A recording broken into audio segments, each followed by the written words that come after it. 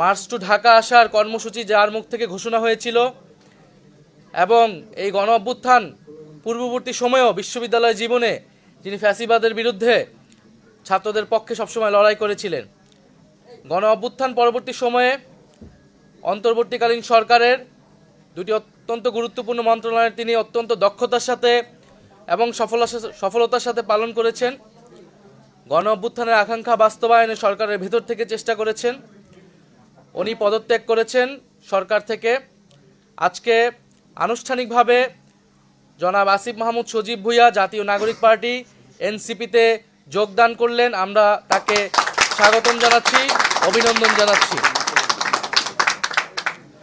আমরা আশা করব আসিফ মাহমুদ সজীব ভুঁইয়ার সাথে আমাদের এই পথ চলা পুরাতন দিনগুলোর মতোই সামনের দিনগুলোতেও আমাদের যে লক্ষ্য, আমাদের যে উদ্দেশ্য সেটা বাস্তবায়নে সহায়ক হবে এবং আসিফ মাহমুদ সজীব ভুঁইয়া তার যে রাজনৈতিক প্রজ্ঞা, দক্ষতা তিনি এর আগেও দেখিয়েছেন, সেটা তিনি ধরে রেখে বাংলাদেশের মানুষকে একটি সুন্দর সমৃদ্ধ পরিবেশ উপহার দিতে পারবেন।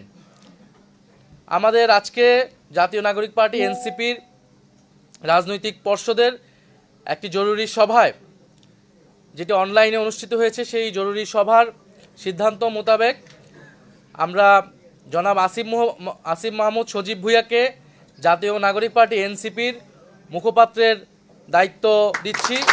পার্টির পক্ষ থেকে তাকে মুখপাত্রের দায়িত্ব প্রদান করা হয়েছে এবং আপনারা জানেন যে এনসিপি নির্বাচনী যাত্রায় পুরোপুরি ঢুকে পড়েছে এবং এই নির্বাচনকালীন সময়ে এই নির্বাচনে কর্মযোগ্য এই গুরুভার এবং আমি এই সময় সংগঠনটাকে ধরে রাখার জন্য জনাব আসিফ মাহমুদ সজীব ভুঁইয়া তিনি এবারে নির্বাচনে অংশগ্রহণ করবেন না, বরং জাতীয় নাগরিক পার্টি এনসিপির মনোনীত প্রার্থী যারা রয়েছেন তারা যাতে জিতে আসতে পারে এবং সংসদে গিয়ে বাংলাদেশের মানুষের গণ অভ্যুত্থানের পক্ষের কণ্ঠস্বর হয়ে উঠতে পারে, সেজন্য তিনি কাজ করবেন।